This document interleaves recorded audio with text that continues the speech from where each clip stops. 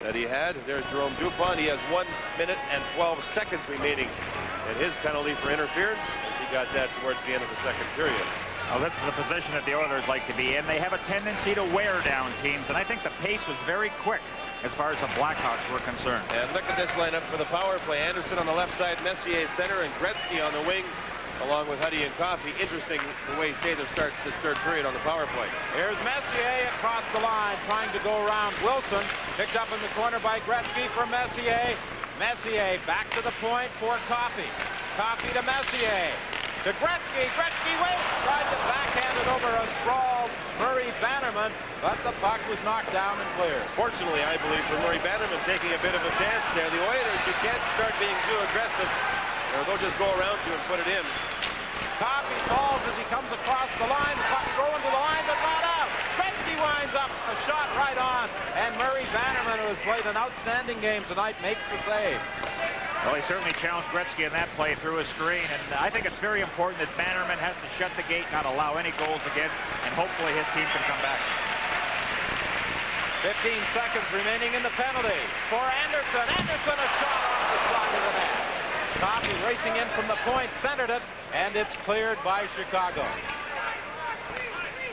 3 seconds remaining in the penalty, and now Jerome Dupont is back on the ice. So the Chicago Blackhawks have successfully killed off that penalty. Gretzky working against Ben Wilson. Gretzky trying to play it back to the line, intercepted and fed ahead to Secord. Secord is upset as it came in. It was going to be a penalty to the Edmonton Oilers, Willie Lindstrom. And now Melnick and Secord do some post-whistle shoving in the corner. You know, Secord was not going to get a penalty originally as Lindstrom was going to get it. He was back-checking, caught Secord with a high stick, but Secord slapped back at Lindstrom, and I would not be surprised if he gets a penalty too.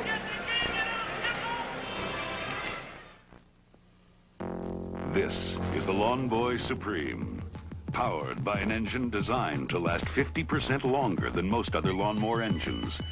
This Lawn Boy can do the work of 5 lawnmowers. It cuts, side bags, rear bags, mulches. It'll even shred leaves. Summer after summer, year after year, the hard-working 5-in-1 lawnmower by Lawn Boy. Lawn Boy. As time goes by, you'll know why. Secord does not get a penalty. Randy Gregg gets the holding penalty. We can see it here as he pulls down Gardner. Perhaps that's where it was. Now, Lindstrom after that, he came up with a high stick on Secord, but they caught that before Chicago broke out of the zone. Chicago with a great chance to tie it up. Well, the penalty taking place well behind the play on Randy Gregg. And now the loose puck in the Edmonton zone. They fight for it. Larmer trying to poke it loose, but it was deflected by Melnick out into the center ice area. Now Savard in across the line. Savard waiting into the corner for Secord. Secord tied up by Kevin Lowe. Yari Curry also comes in. Secord gets it again for Larmer. Larmer behind the net for Savard. Savard having problems. Gets it to Secord. Quick shot. The save by Pure. The puck goes to the corner. Secord plays it around the board to Bob Murray at the point. He flips it back to the net. Centered by Savard. Nobody in position, and it's clear. Now the Blackhawks had good penetration, good forechecking, but by the aggressive forechecking of the Edmonton Oilers, they caused the turnover. They don't give you a chance to set up. They're constantly moving at the puck carrier. Doug Wilson with 45 seconds remaining in the penalty to Randy Gregg. Shoots it in. Troy Murray along the boards with Darryl Sutter. Sutter finally gets it back to the point for O'Callaghan. Back for Tom Lysiak. Lysiak can't do anything with it. And it's knocked down the front. Intercepted by Murray for Sutter. Sutter tried to deflect it, and it went wide. Back to the line now for Doug Wilson. His shot knocked down in front. Lysiak back to the line. Wilson with his shot. It's wide. O'Callaghan keeps it in at the point. Troy Murray fighting with Charlie Huddy in the corner. Paul Coffey and Sutter also come in. They take it to the boards. And the penalized player, Randy Gregg, steps back onto the ice just as the whistle blows. Well, JD, all that pressure, not one shot on net. That tells you the defense of the Edmonton Oilers, how they're able to cover up and really do an excellent job of penalty killing. Exactly the point. The Edmonton Oilers spend a lot of time on their new telestrator machine they have in their dressing room with a big screen, and they go over the specialty teams of the opposition. They've done a pretty good job.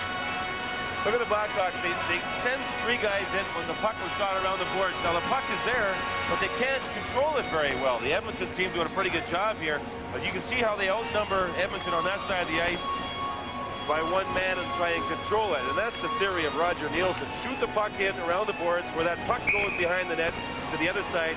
Send 2 or 3 people in there immediately. Try and outnumber the opposition on the power play and control it. But Edmonton did a pretty good job penalty killing. Quickly with a shot, Kurt Fraser off a leg, and it went by. Centered, nobody there. Back at the point, Bergevin has it cooked by him. Messier breaking in. Messier tried to go around Murray, couldn't get a shot away. Now Chicago playing it down the ice into the Edmonton zone. Going back after it is Randy Gregg producing an icing call against Chicago. 16:05 is the time left in the third period. The Oilers lead by 1.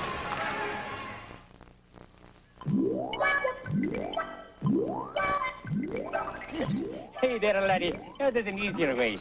With press and place caulk from 3M. Just unroll, press in place, and remove liner. Hey, that looks great. Aye, and no mess. And press and place caulk will last for 20 years. Our 3M will replace it free. Wanna buy a used caulking gun?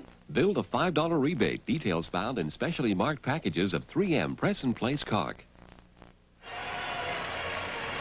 Now, talking to John Muckler today, he said, we just haven't gotten enough credit for the way we played in defense. And we really separate our game in 3 areas.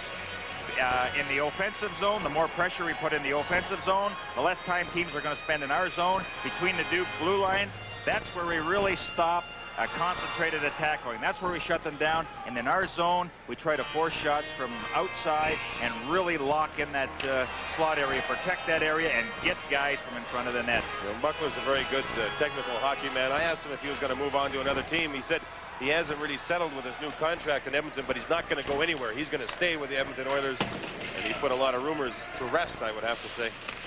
He said he will be coaching the team next year if Glenn Sather steps down. Puck comes out for Hughes. He couldn't get a shot away as he was racing into the slot. Hughes fighting in the corner for that puck along with Wilson. Wilson gets it out, and now it's Ludzik coming down the right side. Ludzik back to the line. Shot by Wilson, and Fuhr got a piece of that one. Now it's Kozar breaking out of his own zone, working against Jerome Dupont. Kozar shot saved by Murray Bannerman. Dupont went right after Kozar after the shot was taken by the Czechoslovakian towards the goaltender Bannerman. Kozar played that pretty smartly. He came down and cut into the middle and got a shot directed towards the net. Now Dupont was the only defenseman back. It was a one-on-one. Now Kozar's a left-handed shot. Create a better angle towards the goaltender, so he goes to his left. And there's a sort of a tricky shot, actually, in the midsection, an easy save. But Dupont continued with the play and took Kozar into the boards pretty good. John, from a forward position, as long as that defenseman keeps backing in, you're just going to let him back in. And then when the time is right, you try to either shoot it through his legs or just pass his legs, setting up the screen. Good save here by Grant Fuhr on Ben Wilson. Wilson actually snaps his puck quickly just after he got control. Look at the style of Fuhr. He's out above that goal crease. And the thing about him that's been so great for Grant Fuhr is he's really been set when the opposition's been taking shots. In the past, he's been moving out, not set. In this game, you can see he's doing the job really well. 15:27 left in the third. From the faceoff, Callahan is taken it against the boards by Hunter. Puck in among their skates. Lysiak comes in there. And the players fall in the corner, forcing another faceoff. Well, there's another guy that can gain the blue line for you. You know, when you talk about the strengths of the Chicago Blackhawks, Lysiak, that 9-year veteran, knows how to make the plays. He can gain the blue line for you, and then he's always looking for his wingers coming late. Has the ability to set up that good passing play. Quick shot by Kevin Rowe. Hit a player in front and center ice area. Doug Wilson pokes it on into the Edmonton zone as Kevin Lowe goes back after. Kevin Lowe took a lot of good-natured needling from his teammates after that 11-2 game the other night. He was the only Edmonton Oiler who was on the minus side in the plus-minus category. He was a -1. Here's Willie Lindstrom. Going back to the net. He leaves it there. O'Callaghan got to it. Unable to clear it, though. Vogelin races in. McClellan back to the net, tied up by O'Callaghan. Now Lysiak comes in as well. Lysiak for Doug Wilson. Rink wide to Yaremchuk. Yaremchuk working against Kevin Lowe. Takes a shot off Lowe to the corner. Yaremchuk gets it again. He centered it, but Lowe was there to pick it off. And the Edmonton defenseman starts back as the Oilers make a line change. Drop pass for Messier. Messier, quick drop. And a pad save by Murray Bannerman. Messier almost poked it away from the Chicago player Olchek in his own zone, but it was deflected out and down into the Edmonton territory. Now it's Messier trying it again. Messier being bothered by Savard, dumped it into the corner, racing back after it is Bob Murray. Murray, lead pass too far for Savard. It goes all the way back into the Edmonton zone, producing an icing call against the Chicago Blackhawks with 13:42 left in the third. Top guns at Midas have been in the muffler business for 25 years in Canada. We're celebrating our silver anniversary with the Great Quicksilver Giveaway. You could get a fistful of silver off your muffler job, just like that. Maybe even get it done free. And you could win up to $25,000 in silver. But you gotta be fast like a Top Gun, because the Midas Quicksilver Giveaway isn't gonna last forever.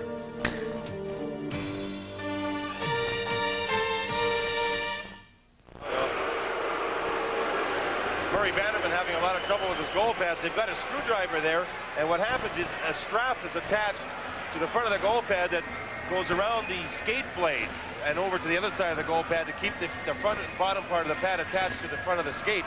And there's a nut and bolt there, and obviously that's come loose, and they've gotten a screwdriver out right now. He tried to go over to the bench, but the referee would not allow him to do that.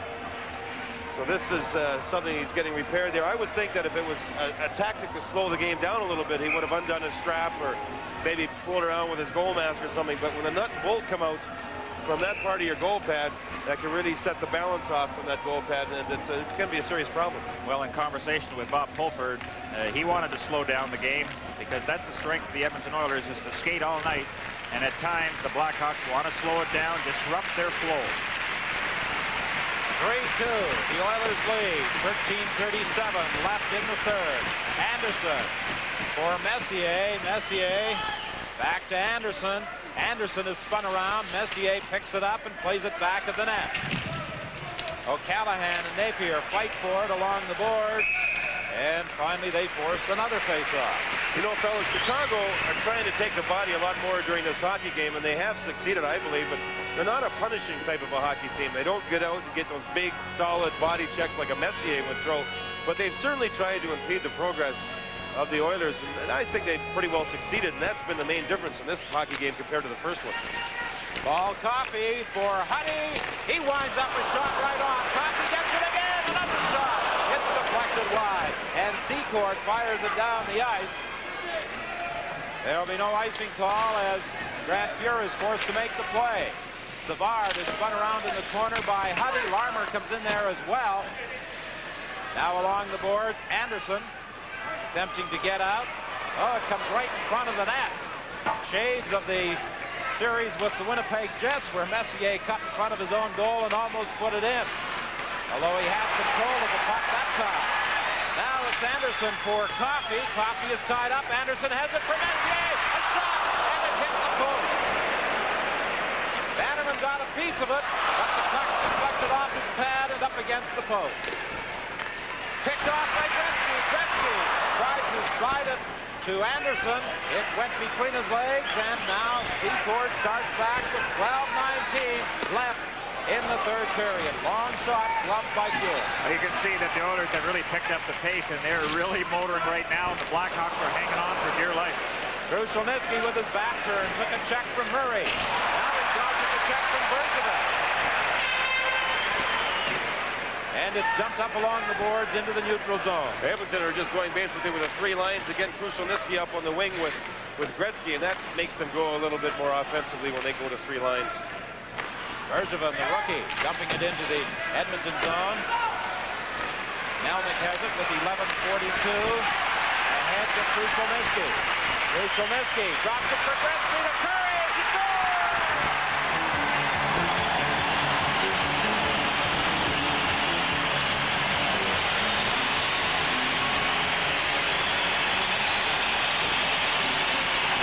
You keep letting a team come at you and keep backing in. You notice how the Blackhawks backed in, but there's a 3-way passing play.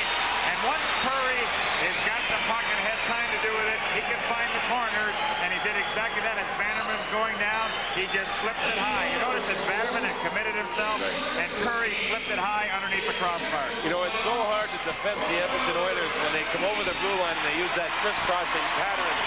Krushelnyski went to one side, Gretzky to the other side, and everybody got mixed up on the Blackhawk team. And of course, you said it, Gary, Bannerman gambled a bit on the play, lost the gamble. It's a super shot though by Curry. Troy Murray shooting it into the corner. Gretzky and Krushelnyski drawing assists on the 10th goal of the playoffs by Finnish star Jari Kurri. That goal coming at 8:26, 4-2. Edmonton now in front. Here's a chance for Fraser. He centered it, and it's picked off by Kevin Lowe. Did a good job of getting back into that slot area. See, Troy Murray had an opportunity of going for the net there on that pass out from the corner by the Blackhawks, but he elected to stay back and stay with Gretzky. I think now's the time they've got to open it up because they're 2 goals down. They can't afford to really play defensive hockey. All copy for Charlie Huddy. What an effective combination in the playoffs this has been for Edmonton as Lindgren takes the pass offside at the blue line. Stanley Cup 85 on CBC is coming to you from Northlands Coliseum in Edmonton.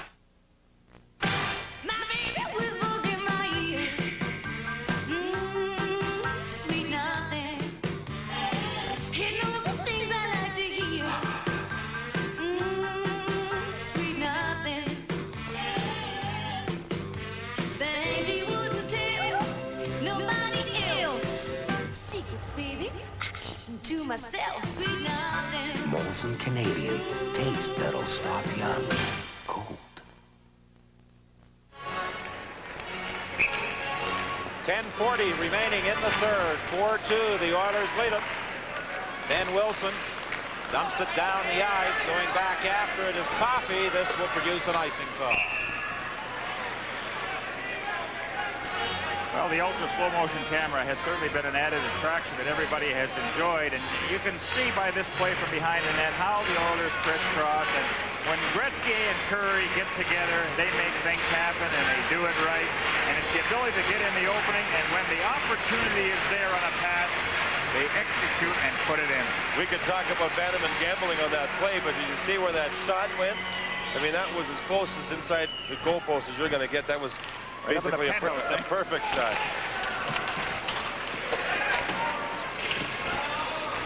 Again, the puck dumped down the ice for another icing call against Chicago as it's touched by Charlie Huddy. Hockey night in Canada and the Stanley Cup playoffs. The tradition continues.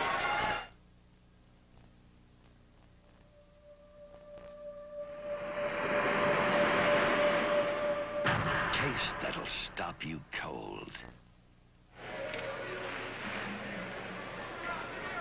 10:20 remaining in the third. 4-2, the Oilers in front. 2 goals tonight by Jari Kurri. Lysiak against McClellan. Lysiak got the draw behind his own net to the rookie Bergevin.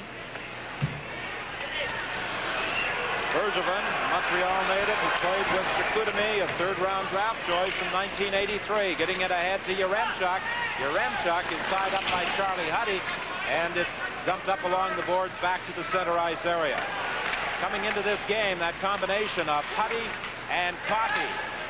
A blue line pairing for the Oilers, a +41.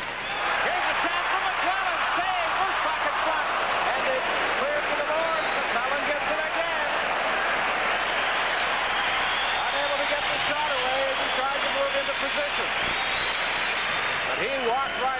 Bannerman, and Bannerman has played an outstanding game tonight in goal for the Blackhawks. Penalty coming up against the Oilers as Lysiak dumps it in. Remchuk was upset in the center ice area, and the Blackhawks will go to the power play with 9:21 remaining in the third period. Look, Blue, everybody switching to Bridgestone. Proven performers, Don. Great selection. Quality all-season radials. Smooth riding, durable, and they're made for tough Canadian roads. Oh, Don, no bones about it. Look, Blue, we could win this beautiful Ford Thunderbird. You got style, Don. Real style, Don. Blue, the switch is on to Bridgestone. Now that's something to bark about.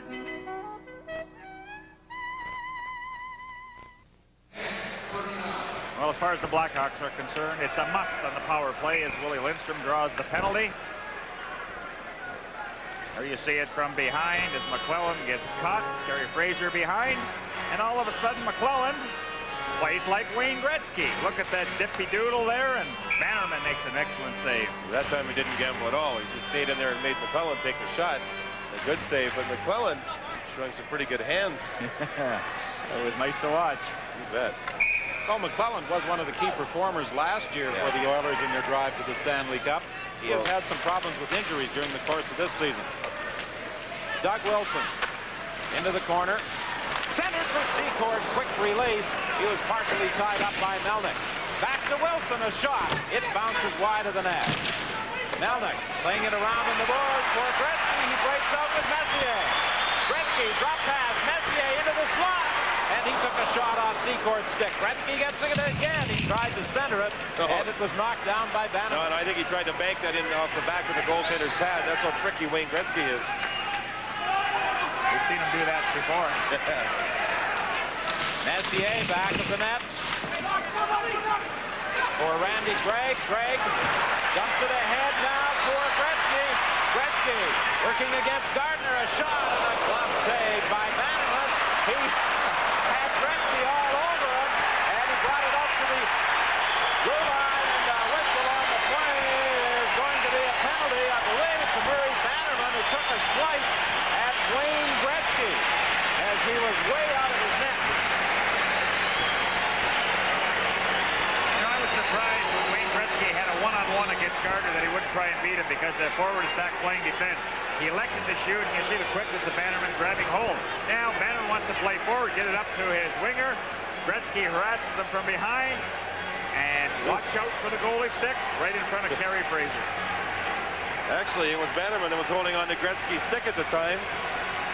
Bannerman trying to do it all himself, but this really doesn't help his hockey club. He made a super save off of Wayne Gretzky. That's the most spark I've seen Gretzky show during this entire hockey game. When he was killing that penalty, he was doing a good job. Bannerman gets the slashing penalty. That has to be somebody that was on the ice at the time that has to serve it for Murray Bannerman. It looks like Steve Larmer's gone over to serve the slashing penalty. That negates the power play for the Blackhawks. Bannerman goes from making a great save to negating their own team's power play. Must be very frustrating for Pulford and the coaching staff and the Blackhawks to come up with the effort that they have tonight and still be 2 goals behind. And that really shows you the talent that the Oilers have. They can play any kind of game, any way you want to play, they will accommodate you. So with both teams a man short now, maybe Dennis Savard can use his skating to his advantage. He realizes that his game is skating. He says he's basically a useless hockey player if he's not using his greatest asset. Again, that skating. We'll see now with some open ice whether he uses it or whether the Oilers allow him to use it. Well, so far the Oilers have shut down the Blackhawks' most productive line. That's centered by Dennis Savard with Secord and Larmer on the wings. And Larmer is serving that slashing penalty to Murray Bannerman. Krushelnyski works to the corner. Has it taken away by Ben Wilson. In 40 seconds, the Oilers will have a man advantage.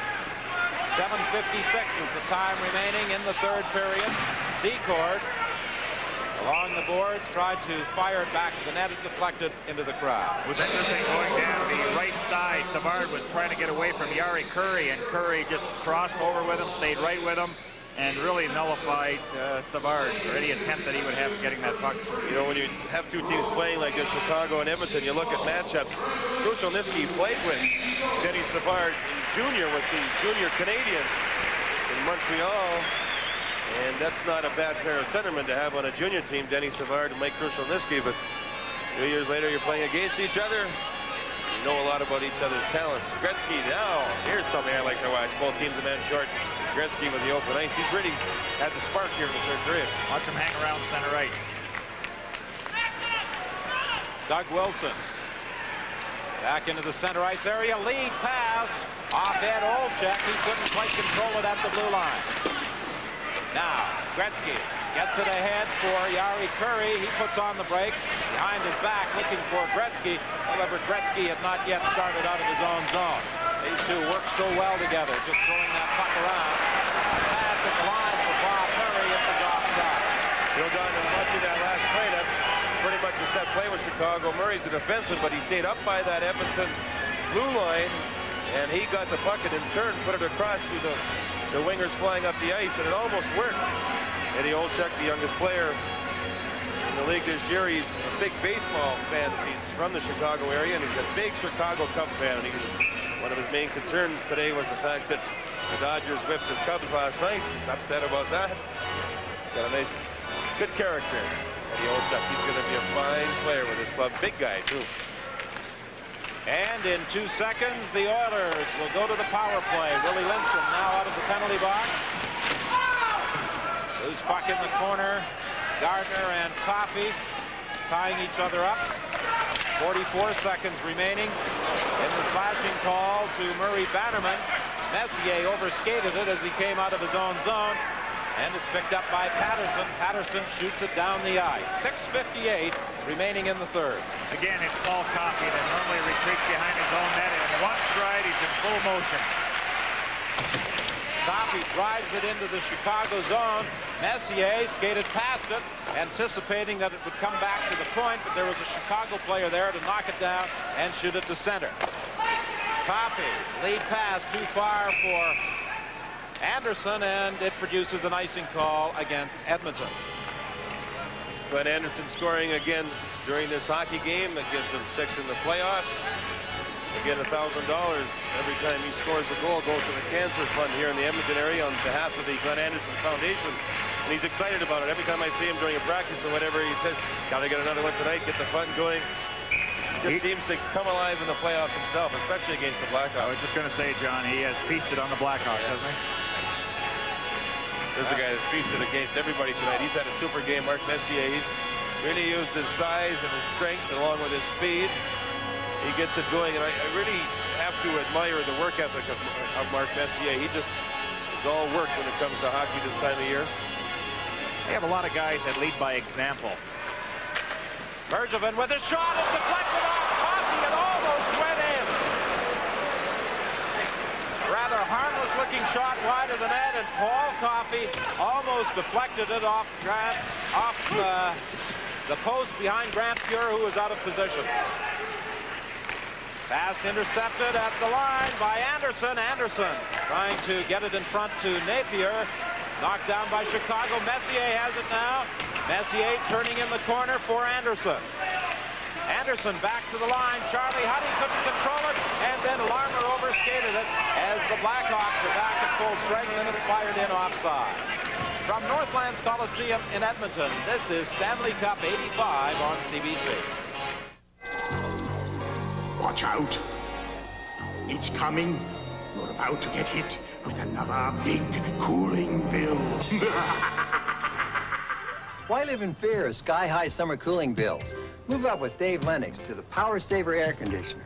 Its 2-speed compressor runs on low speed 90% of the time, cutting your cooling bills nearly in half. Atta boy, Dave. Start saving money. Give your Lennox dealer a call. He's in the yellow pages.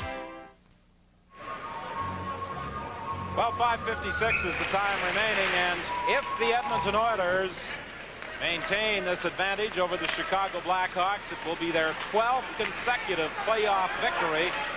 And for Edmonton, that would be a Stanley Cup record, the old mark of 11. 3 times by the Montreal Canadiens, once by the Boston Bruins. And Wilson shoots it in. Picked up there by Yaremchuk. He tried to get it back to the line to Wilson, but it was deflected out to the center ice area. Dumped back in again by Lysiak, but Chicago was offside. Yaremchuk trying to get things going. The Chicago Blackhawks took the body a couple of times. You can see Edmonton trying to react to it. Now there was a shift just during that last shift. Yaremchuk went across the ice and took a run at one of the Edmonton players on the opposite side of the ice. Here we can see he and Melnick going at it. And McClellan and Yaremchuk. There's where Yaremchuk goes right across the ice and takes a run at Melnick, or excuse me, at McClellan. McClellan not too happy with the play. You know, these Edmonton Oilers have really done a job as far as their goals against go. During the regular season, they gave up 3.68 a game. In the playoffs going into this game, down more than a goal to 2.48, and that's the best of anybody in the playoffs going into tonight's contest. You know, looking at the Oilers in the playoffs, they certainly have cut down the scoring chances against. Okay. That certainly wasn't the case in the LA series, but Winnipeg and here against the Blackhawks, the good scoring opportunities just hasn't been there. Talking to Chief Scout Barry Fraser, he mentioned that in Game 1, they held the Blackhawks to 8 good scoring chances in the game, and that's really excellent. The penalties have been handed out by Kerry Fraser. Yaremchuk gets 2 minutes for high sticking. Melnick gets 2 minutes for roughing. So both teams play a man short. 5:21 is the time remaining in the third. 4-2. The Oilers lead the Blackhawks. Game 2 of this Campbell Conference Final. 11-2 was the score Saturday night in Game 1. And Olczyk, good move to work in on Fuhrer. Unable to get a shot away. The puck bounces high, and it's dumped down the ice by Edmonton. Pretty good move by young Ed Olczyk there as he tried to waltz in on Fuhrer. Well, he's got great offensive skills, and talking to the coaches, he said, again, he's improving every single game. He is very effective in open ice. If he has a problem, it's controlling the puck around the boards.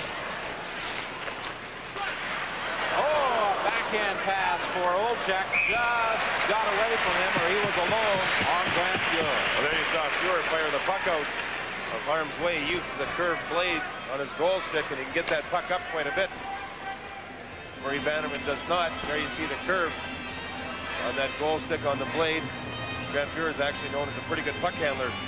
Much better, they say, than Andy Moog, the backup goaltender for the Edmonton Oilers. Speaking of Moog, they did say today that he feels real fine with as far as his knees go. He was wearing 2 braces, 1 per knee. They've taken 1 away. He's just down to the 1 brace, and he said if he could play, he would, but no sense in stepping in there the way Grant Fuhrer's been playing. There's Andy Moog, spectator for this game. There's a chance for Chicago as Savard moved into the slot, and Fuhrer gloved that high drive. Well, it's not too often Mark Messier is going to let the other centerman sneak away from you. We'll watch how Grant Fuhrer makes the big save. Look at Messier. He turned right the opposite direction. There he lets Savard go. Savard just knows where that net is without even looking, and Grant Fuhrer had to come up with a real quick save. We talk about goaltenders with quick hands in the National Hockey League. Grant Fuhrer could have the quickness as far as the catching glove goes. Good reaction there. You know, defensively, the responsibility of the centerman is to stay with Savard. So once Messier loses the puck, he should have stayed with him. He won't make that mistake again. Well, I don't think he's used to losing faceoffs. Once the puck got away with him, he maybe was stunned for a second and didn't go right at Savard. Watch Messier when he turns his body here to cheat on the faceoff. Look at that. Still 1:04 remaining in the minor penalties. Secord knocked down at the side of the net as he attempted to spin around, and here comes Paul Toffee. Messier catching up with the play, gets the pass over to Lindstrom to Toffee. What a little passing play. Gretzky setting up Toffee. Look at the reaction of that Edmonton bench, and you have to smile because this is some sort of password. One thing about this, Gary, is it's such a great play. It's hard to defend, but watch O'Callaghan, the defenseman on the left of the picture here. He moves over to the other side. Look at that. And that leaves that the ice wide open, and Edmonton just moved it around and tic-tac-toe to the net. Now watch this high-angle view. Watch how O'Callaghan moves over towards Ben Wilson, and that causes the problem. And then Edmonton, they get that open ice. Nobody's going to stop him. And one thing about the Oilers, though, when they get those good chances, they know how to execute. They know how to put the pass right on the stick, how to control it, and then they normally deposit it behind the goal line. And that's really the difference between the Oilers and a lot of other teams. Give them a chance, they'll put it in. And it's you see how quick those guys move the puck around. They didn't stop the puck, take a look, and then move it. It was bing, bing, bing. Boy, just like a pinball. That's great to watch. And done at high speed. Oh, boy. Gretzky and Messier drawing the assists on the goal by Coffey. Now it's Anderson coming out with Messier.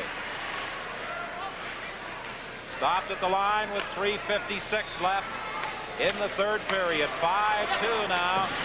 And the Oilers look as though they will add another team record. Here's Messier moving into the slot, waiting for that pass from Anderson, but it didn't get through. Gardner across the line. He gives it to Ben Wilson. Wilson taken out of the play in the corner by Lowe. It's played around on the boards. Anderson tied up by Murray. Comes back to the point. Wilson couldn't keep it in. And the penalized players now back on the ice as McClellan kicks it out into the neutral zone. It's dumped back in offside.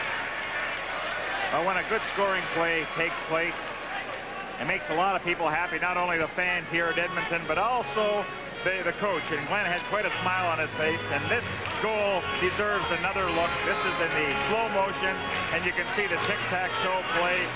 Bannerman had to gamble on the play, and of course, the pass was perfect, and it was in the net. And the reason that Sather was smiling, because as a player, he wished he would have been able to do that. Myself, too. We had the cement hands, Glenn and I. Pass picked off. Sutter's shot. The save by Buer. Chicago with it again as the Blackhawks get it back to the point. O'Callahan with a shot, and Sutter standing in front of the net, screening Grant Buer. Melnick was attempting to move him out of there, but the captain of the Blackhawks was standing his ground. And an icing call against Edmonton with 2:43 left in the game. Well, it seems that records are always meant to be broken, and Paul Coffey is approaching another one. The record for a playoff year is 9 goals. That was held by Park and Bobby Orr. Right now, Paul Coffey has 8, so he needs one more, and you'll be rest assured that he will get it. Well, he still has 2 games at least, and 2:43 in this series, plus another series if they should win this one. He's got 2:43 left here in this game yet. You never know. He might set a record that'll never be broken. Secor moves in, tried to slide it across for Bob Murray. It was deflected to the corner. Coffey lays it up to the line, and it's dumped out into the neutral zone. Now Secor comes back for Chicago, and there's a penalty coming up here. And now it's DuPont and McClellan going at it.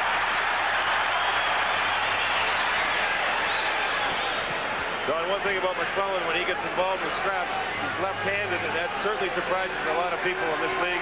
And he got the jump on that as far as the scrap goes, because he started with that left hand. Live on CBC, this is Stanley Cup 85. Toronto. The next time you see a beautiful car on Toronto streets, chances are it's a Ford or Mercury. Our quality is showing all over town. Ford's got the best sales increase of the big 3, better than all the Japanese imports put together. Toronto, all our 85 cars are backed by Ford's 5-year DuraGuard warranty at no extra cost. Toronto, Toronto, we can't be outdone. At Ford, quality is job one. Proud of me.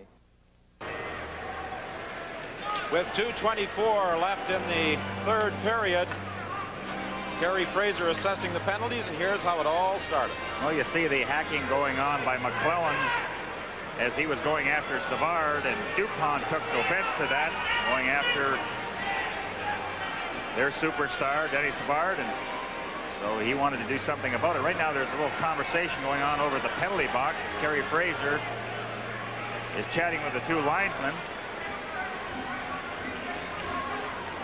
He's had good control of this hockey game tonight. Just a couple of minor skirmishes earlier in the game, and of course that one involving McClelland and DuPont. And in the game, the Oilers out-shooting the Blackhawks 35-26. Well, the goals that have gone by Bannerman, he hasn't had much chance on them, as the execution by the Edmonton Oilers has just, again, been tremendous. A skilled hockey club. The way they practice, it's no wonder that they're able to do that in a game. Everything is done at high speed, and Glenn Sater talked about that this morning. All our drills are geared to putting pressure on the opposition, similar to a blitz that you would see in football. Savard getting a 2-minute high sticking sentence. McClelland getting 2 minutes for high sticking, plus a 5-minute fighting major, and Jerome DuPont draws a 5-minute fighting major at 17:36. Don, after the game tonight, the Blackhawks have a chartered flight that leaves for Chicago right after the game. The Edmonton Oilers will leave for Chicago sometime tomorrow morning. And game 3 of this series takes place on Thursday night at Chicago Stadium, and you'll see the action on Hockey Night in Canada. From the face-off, Huddy forced back into his own zone by Troy Murray. He drops it off for Paul Coffey. Coffey. Pass for Yari Curry. It's deflected down the ice, so Callahan races back after it. He falls as the puck is dumped into the corner. O'Callahan gets it again and plays it to Troy Murray. Murray working out into the center ice area with 1:57 remaining. Played a shot off Huddy that goes to the corner. Murray gets it again. He tried to center it. It goes off a skate. Murray back at the net fighting with Huddy, and they tie it up along the board. Well, it'll be very interesting to see what Bob Fulford and Roger Nielsen come up for game 3 when the scene shifts to Chicago Stadium, where there certainly will be a lot of noise. And believe me, the communication on the ice will not be there, because you just can't hear yourself talking to another player. So you'll really have to depend on playing your position and looking around. Make sure that you have your man covered. 1:47 is the time left in the third period. 1:23 remaining in the minor penalties to McClelland and Savard. The Blackhawks have called a timeout. Really isn't going to make any difference right now with the score being 5-2. Grant Fuhr talking to his players in front of the bench. But again, Don, you know, the style that the Oilers have used tonight, Blackhawks played very tight defensively. The Oilers were willing to shoot it in, going in after it. That isn't the style that they enjoy, but if an adjustment has to be made, they will do it. Kevin Lowe talking to linesmen. Something that was said had to be funny. Well, this victory tonight for the Oilers will be their 12th straight in playoff action. And now Murray Bannerman is coming over to that Chicago bench. So the Blackhawks are pulling goaltender Murray Bannerman in favor of the extra attacker. With penalized players McClelland and Savard still with 1:23 to serve in their minors, it will be 5 skaters against 4 for the Blackhawks. Sutter in the corner trying to get it free. He does. Back to the point. Ben Wilson with a shot. Knocked down in front. Another shot. They poke away at it. Grant Fuhr has it, and now Kevin Lowe and Troy Murray do some pushing in front of that Edmonton net. Now the Blackhawks have tried everything. They put guys in front of Fuhr. They put them to the side looking for the deflection, and they just can't put the puck past them. But the shot was there. It was an excellent shot from the point. And from a forward standing in front, that's where you like it. Nice and low, and you see Sutter one side and Troy Murray at the other. And somehow Grant Fuhr is able to grab a hold of it. There's a short scramble. But eventually, is that Foglin that sits on top of it for the faceoff. 1:32 remaining in the game. 1:08 in the penalties. Kevin Lowe plays it around the boards, kept in by Ben Wilson for Sutter. Sutter trying to get it out front. Still has it, gets it out to Murray. A shot, the save, the rebound, they jam away, and another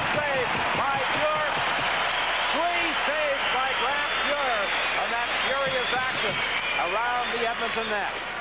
Back come the Hawks. Murray has his pass knocked down. It's deflected out to Martin Messier from Gretzky. He hit the post. Martin Messier going in on that empty Chicago net as we move into the final minute of this third period, and he hit the post. Secord comes back.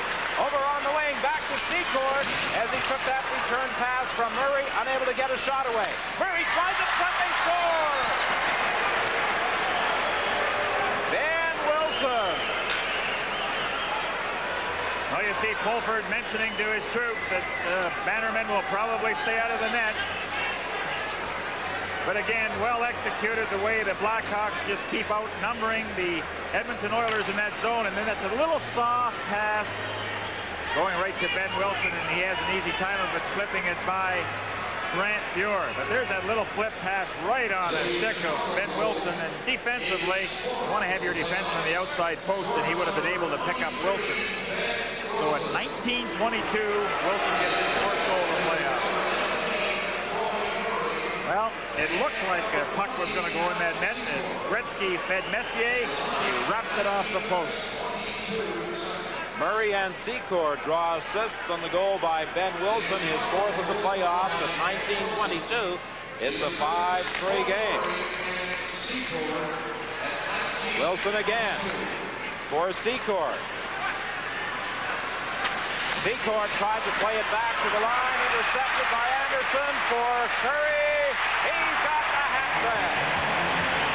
Curry isn't going to make any mistake.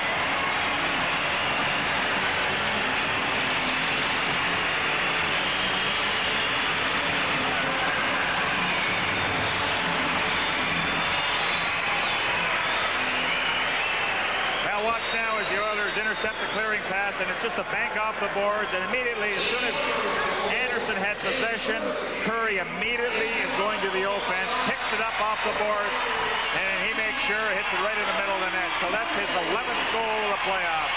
Curry from Anderson at 19:36. And that Chicago net is still empty. And Anderson gets it again. Glenn Anderson, he scores!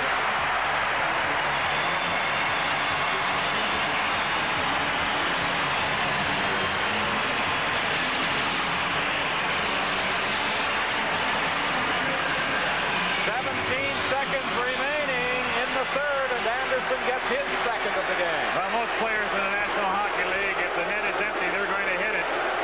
And it's not that difficult to do. And as soon as that goal was scored, immediately Bob Pulford pointed to Murray Bannerman and said, "You better get back in the net." So it's now 7-3, an unassisted tally by Glenn Anderson. His seventh of the playoffs, his second of the game. 9 seconds remaining. The long shot cleared out to center ice by Grant Fuhr. So Glenn Anderson started the scoring tonight for Edmonton, and he finished it off as the Oilers take a 2-0 lead in games in this Campbell Conference Final. And of course, set an NHL record with their 12th consecutive victory. There, the congratulations to the Oilers and the ejection by the Chicago Blackhawks, as they were in it there for a while, but the Oilers just overpowered the Blackhawks. The final score, Edmonton 7, Chicago 3, and our Stanley Cup playoff coverage continues in a moment.